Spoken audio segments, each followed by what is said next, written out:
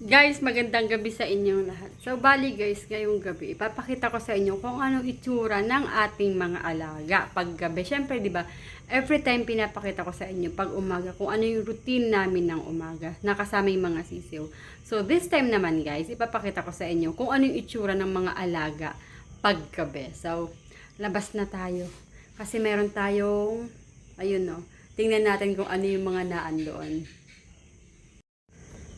So guys, yung mga nandito sa loob ng ito, wala kasi kami talaga yung mismong brooder. Syempre, dito lang tayo sa likod ng bahay.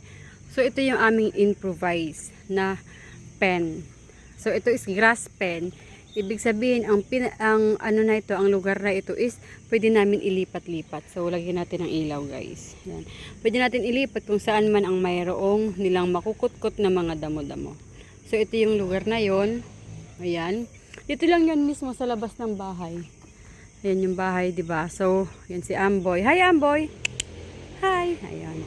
So, ito yung lugar na yan. Tapos yun yung radio. Bumaba siya sa hapunan. Tapos meron siyang katol. Kinakatol ko siya kasi syempre yung lamok. Tapos naman, ito nga yung lugar ng mga sisiw. So, ayan, nakaklip yan sila. Tapos yung kanilang ilaw is yung solar light. Mapapansin nyo, yung solar yan, sa umaga naka-charge, pag gabi ginagamit na namin. So, yan yung itsura niya. Paikot yan guys, ya. Paikot. Wait lang. Dahan-dahanin ko lang. Yan, paikot yan sila. Paikot. Paikot. Paikot. Ayan, di ba? Paikot nga, no? Pagkatapos naman guys, dito pwede mo na silang masilip. So, tatanggalin lang natin yung mga sipit na to. Ayan. Ginagawa namin to kasi 'di ba sobrang hangin dito sa may amin. Ngayon ang nangyayari pag sobrang hangin baka magkasakit yung mga sisiw. So guys, i-open sesame natin. Open sesame. Ayan. So ayan na guys, no. Ayun sila. Hello. Mayroong gal, butcher dyan. Hello. Ayan. Gray mayroon. Tanggalin ko yung ilaw. Baka nasisilaw sila sa akin. Ayan. So, silipin natin sila dito. Ayan sila. Napaka-cozy naman ng lugar nila, di ba? Oh. Oh, di ba? Napaka-cozy lang ng lugar nila. Yan, yan. Yung may mga haze yan, ano yan? Net. So, ilulusot ko lang yung camera ko dito para hindi ko nabuksan. Ganda. So, bali guys, kanina nagbigay na kami ng pagkain. Ayun yung pagkain. Tapos, nagbigay rin ng reward na kanin. Para, yun ginagamit naming technique na kanin. Yung para magpaamo sa kanila or mas maging friendly sila sa amin. Ayan. Yan yung lugar na ito. Siyempre, hindi natin nakakalimutan mag-supply pa rin ng tubig. So, ayan, maganda yung kanilang lugar. Maganda yung kanilang setting. Hindi sila nilalamig. Kasi, di ba sarado nga kulob. Tapos yung kulay blue na yan guys, yan yung ginagamit namin na pangharang sa araw. Pag mahapon kasi, dyan na sa side na yan yung araw matinding sikat. So, natatakloban pa rin sila.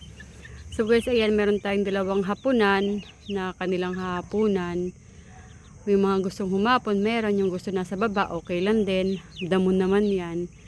Tapos, importante may pagkain, may ilaw, may inumin. So guys, tara sa kabila naman para makapagpahinga ng mga to at makakain na at matakloban ko na rin ulit para hindi sila lamigin. Oops, takloban ko lang sila guys ha.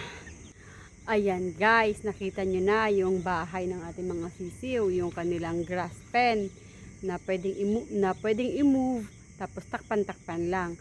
Tapos naman guys, pupunta naman natin ngayon yung mga sisiw na katabi mismo ng aming bahay. So, ito yan guys. So, diba guys, familiar naman kayo dito. Ito is ginawa na namin na see-through or plastic cover na siya para nakikita yung mga sisiw. Wala lang bagong sisiw ngayon, kaya blanco ito. Pero sa Sabado, meron na yata kami kukunin. So, ready na yan, may ilaw. Pag isaksak, may ilaw na yan. So, next naman is yun nandito. Ang mangyayari nito guys, magpapalit na yan ng ilaw kasi yung ginagamit na ilaw na yan is rechargeable lang. Yan. Pag wala na, papalitan na namin. Tapos, tatakpan rin namin ito ng pansanggalang sa hangin. Kasi nga, malamig yung ihip ng hangin. Tapos guys, kung mapapansin nyo, nandito pa rin ito. Itong pinaka, ano nila, pansang galang. Para hindi sila makalabas. O, hindi na sila kasya dito. Minsan kasi guys, sa sobrang tuwa nila, nagiging malikot sila. Tapos minsan pag wala ito ha, ito guys, ining kulay white na ini. Itong kulay white na to, pag wala yan, minsan sa sobrang likot nila, nasa tiyempo na shoot sila dito, itong square na to, kasya pa kasi sila. Ngayon nakakalabas sila. So kaya yun, mayroon kaming naisip na paraan para hindi sila makalabas. Lagyan namin ng harang. So, parehas din ito guys. Mayroon na tong pagkain. Ayun. Tapos meron din silang inuman. Sorry sa ilaw. Sorry sa ilaw. Tapos, imbis na nahimik na sila. Ginulo ko pa. Well, anyways, parehas lang din. May pagkain tsaka may inumin din sila. Next naman na pupuntahan natin is ito. Itong ating mga sisiyo. Yan. Ito rin, katulad ng nauna na pinakita ko sa inyo, yung mayroong trapal na kulay puti, yung grass pen, is nag-reward din kami ng kanin. Naubos na ata nila, oo. Yan. Yung yellow tsaka red na yan, may kanin nan, kaya nilagay namin. So, yun ang kanilang pinaka-merienda. Bukod pa sa kanilang pagkain na nandito, yung kanilang normal feed na nandito. Yan dyan. So guys, yan yung kanilang itsura. Sisilip lang tayo, di ko nabubuksan kasi masyado silang alert. Baka lumabas sila. Yan. Tapos guys, alam nyo ba na mayroong kasya pa dito. May kumakasya dito na sisiyo. Sa maliit na to. Pag nabibigla sila, siguro biglaan, nagkakagulatan. Nasushoot sila dyan. So ito yung itsura nyo nila guys. Meron tubig, meron silang pagkain, at syempre may ilaw. Same din yan guys, ang mangyayari is tatakpan lang din namin sila ng mga tela para hindi sila narigyan. Although ito, hindi talaga siya masyado ng mahahangin kasi hindi naman siya open masyado. Kumbaga ito lang yung space nila, ito yung pinaka-exhaust nila. Kasi minsan pag masyadong mainit pero kailangan ng takpan kasi mahangin, yung taas lang yung tinatakpan namin, magiging ganyan lang siya guys. Okay? Tapos naman guys, ngayon naman lipat tayo doon sa mga bagong sisiyo. Mga ano na to? Almost 4 days, ganyan. So ito naman yan sila. Tingnan natin. Ito pwede kong tingnan sa loob kasi hindi sila masyadong ganun kalikot. Yan guys. Meron din silang inumin, Progenzy, meron din silang pagkain, syempre. Baby Stag Booster, Thunderbird, Excellence, Progenzy. Tapos ayan yung ating mga sisiyo. Ang ganda nila guys, no? Hello bebe! Stardan ko na muna kayo, no?